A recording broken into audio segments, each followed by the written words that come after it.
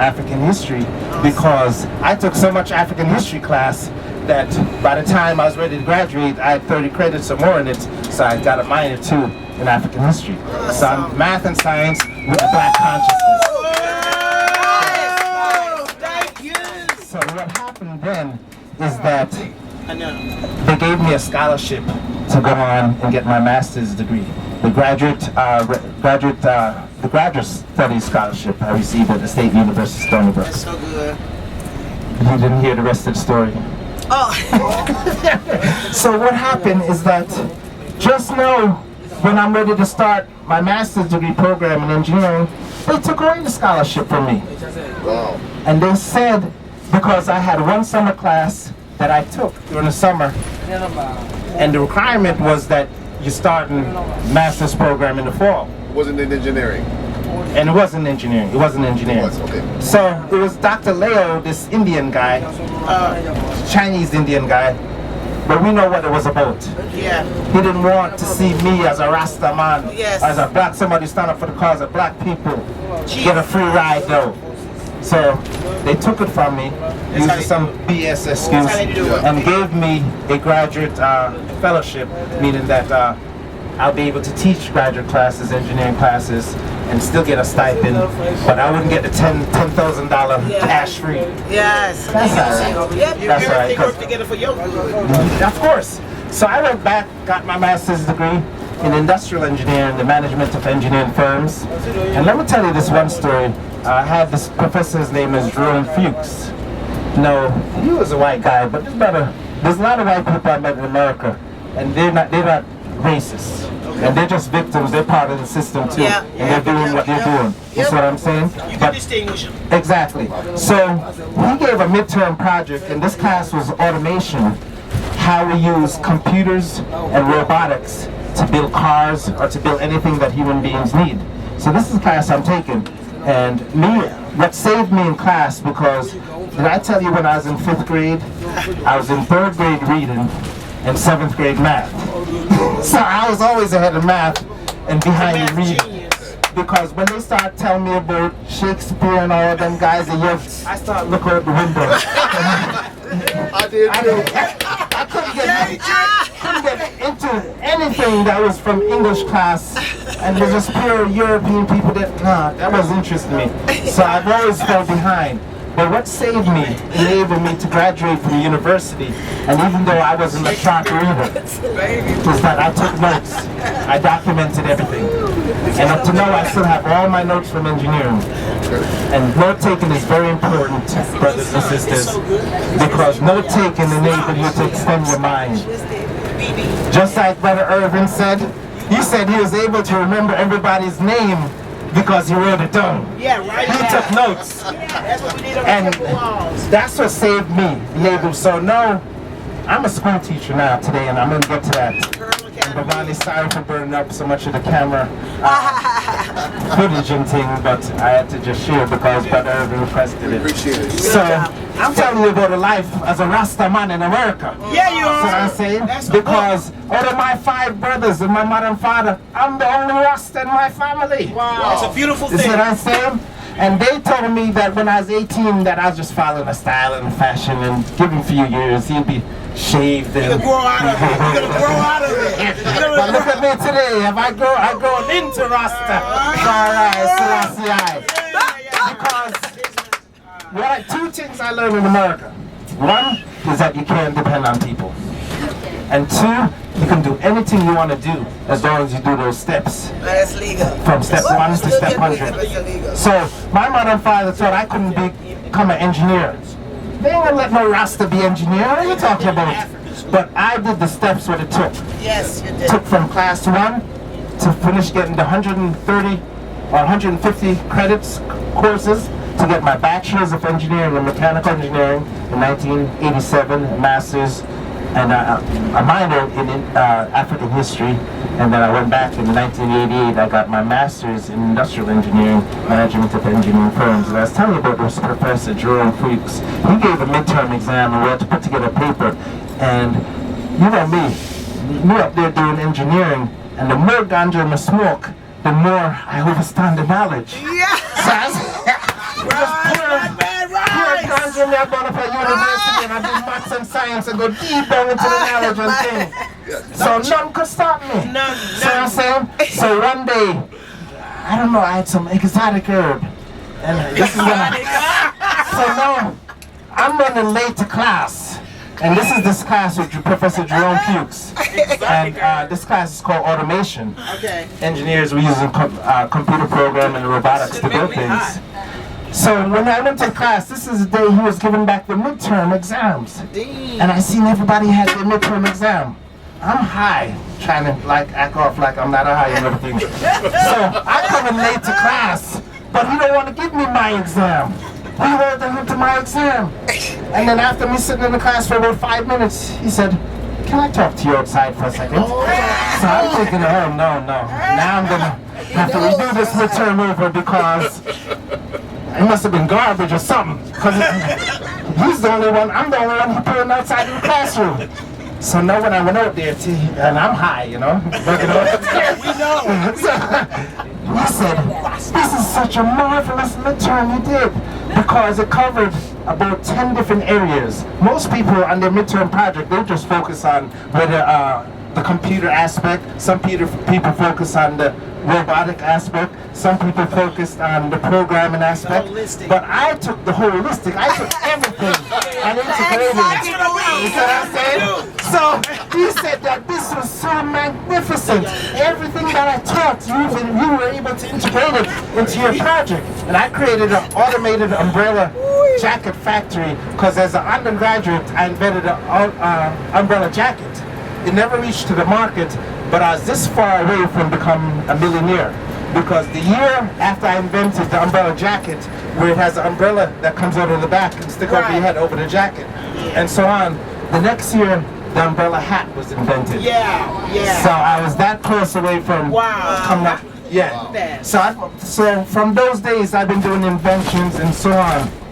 So now, after graduating at the State University of New York, bachelor's degree, master's degree, I was thinking of going on for my PhD, but I heard and I got tricked again. They said, if you get a big engineering degree, you'll be able to get a big job and a big house on top of the hill and everything else.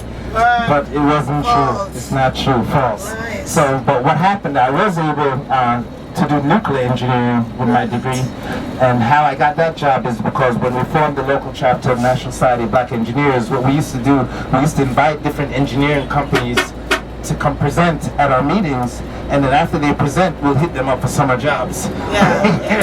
So that's how I got my foot in the door at Brookhaven National Laboratory, Exit 68 on Long Island Expressway up in New York. And I was working as a nuclear engineer. And they hired me full-time because I was a summer student. So now I'm working as a nuclear engineer, and I'm working for 1 year now, and it's coming to February 1990.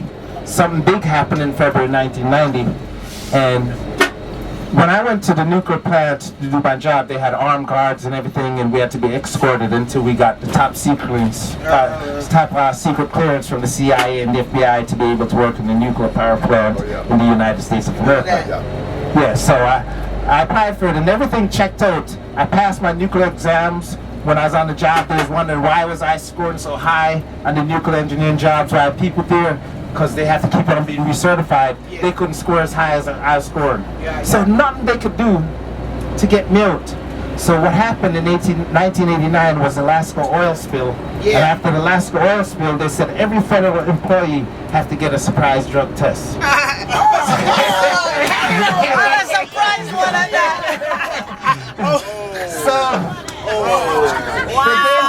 Mandatory test. Right. They gave me the piss test, and I had this one white guy. No matter what, he understood me, THC. and he gave me his urine, and so on.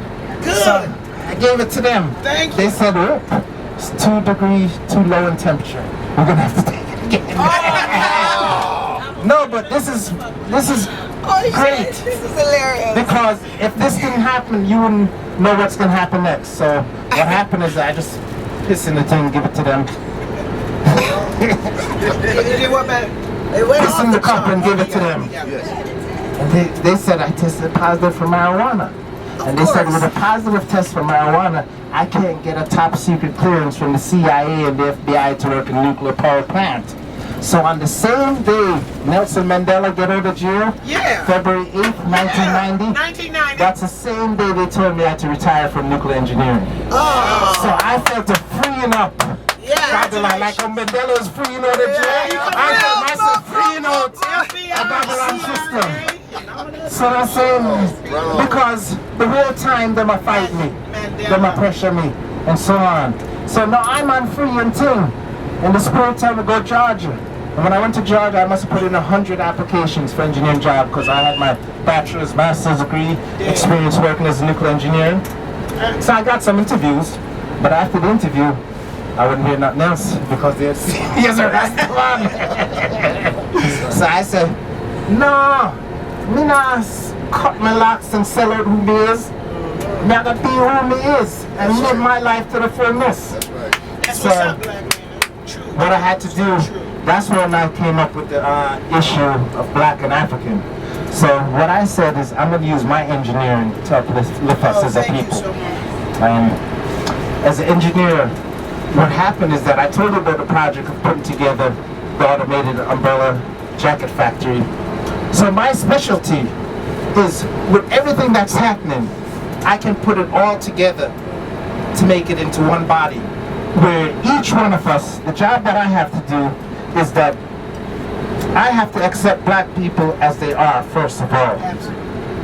And in accepting them as they are, I have to put it together so that even though you might be going this way, another person going that way, and we're all going different ways to survive in Babylon system, I can't prevent that from happening. Right. Like, if I'm building a bridge as an engineer, I can't stop the traffic from flowing. Right. Block off the road. I gotta make the traffic continue to flow. So as an engineer, I gotta build a bridge that's gonna connect us all together as African people. So y'all see me didn't want to come on the dance floor and wondering why. And I'm saying, only if I can get y'all on the dance floor of us coming together as African people, like Obamani does it, getting us together. But after this, Yes. not just for when we're coming to Africa, but continuously. So 1990, no, I came to Atlanta. 1990, that's when they told me to retire from nuclear engineering. 1991, I'm in Atlanta. And I started DJ on the radio station. Do you know this DJ named Little John? Yeah. And the East Side Boys? Yeah. Well, John. I'm the one who inspired him to talk on mic. Okay. Because when I came to Atlanta, because now he's big up there, John. and he's a millionaire and so on. When I came to Atlanta, he's only a teenager. Yeah. And he was a DJ. Wow. And I was DJ, I brought my equipment and my music from New York, and I did a party down on Auburn Avenue. And after he seen that party, he said, yo, Ross, you gotta come up and join us up at the radio station. But he didn't know I was already DJing on a radio station from New York. So I was already fit for, I had my radio license and everything. WRFG? WRFG, right, Little John. And this is from 1991, before he became famous. He was with WRFG. So when I went down to the station, them guys played the wickedest music, but no talk. So I had to push Little John. Yo, big up to downtown Atlanta, big up to Shirley and Decatur and all kind of things. And look where he is now. No, for those who know hip hop, Little John is like a hype man, and he's very popular in hip hop. So, but I'm still at WRFG, but he went on and so on. So after putting in 100 resumes for jobs and applications, got 5 responses for interview, got 0 response after those interviews. I said, I'm gonna have to use my engineering note to build up black people. Because they've kind of blacklisted me and wasn't letting me in anything. So I said, what can I do to bring black people together? Because my job is to bring us together. And I started the Collective Black People Movement in 1995. And today we're up to 2,076 members in the Collective Black People Movement.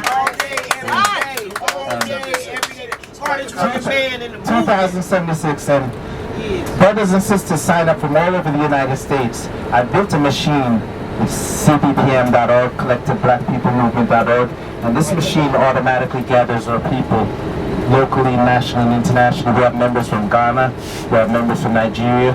So this machine, if you Google search, my job is to get us on the top of the World Professional Leagues. The World Professional Leagues is Google.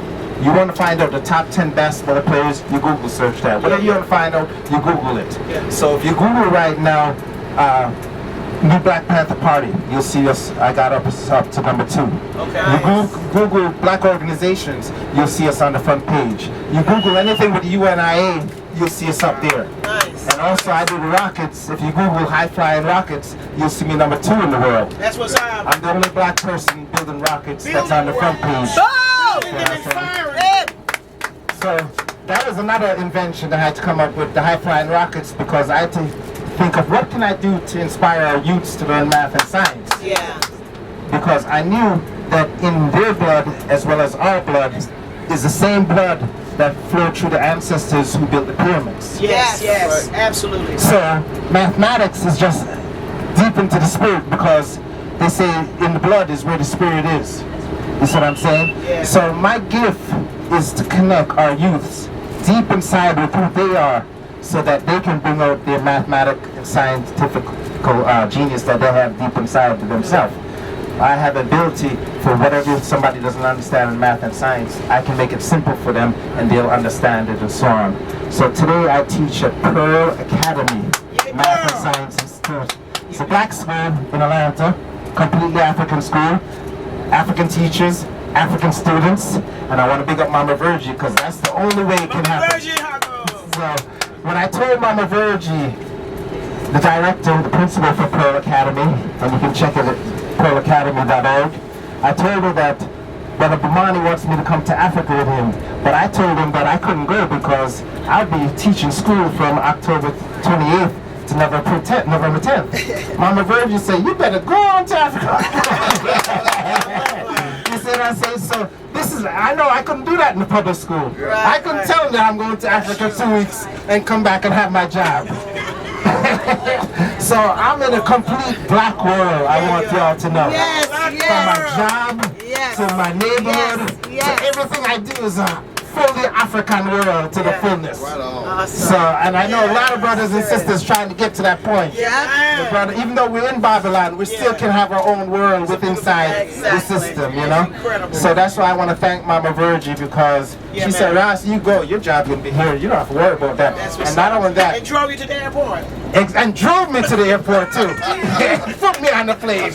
Oh boy, thank you for me. Thank you, Mama Virgie. And thanks to my students. Big up my students. I have about 60 students that I teach math and science from 3rd grade to 12th grade. And I love them. And they didn't want me to go because they didn't want to miss me. They didn't want even a sub. They just wanted me to be in the classroom with them. Exactly. And so I love you too, my students, each and every one, because every one of our youths can learn. Absolutely. All of them can learn. Yes.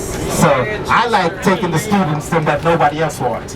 Those are my favorite students. That's right. You see what I'm saying? Transformation. Exactly. But in the private school, I don't have to worry about that now. I taught in the public school in Brooklyn. I taught high school math and science from 1999 to 2004. That's what's up. So that's when I was taking the students nobody else wanted.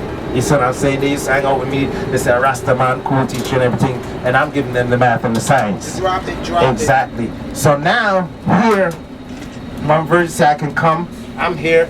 I feel so good to be in Africa. You know, because these songs I've been singing for a long time now, it's manifesting, it's happening in this time, in my lifetime. I think you said, Sass, we can speak things into existence and keep on speaking it and it will manifest. So one thing I find out about Africa, I don't see police. I don't see, maybe in Jamaica, I might see a thief something and running through the crowd, but I haven't seen that here when I come to Africa, to Ghana.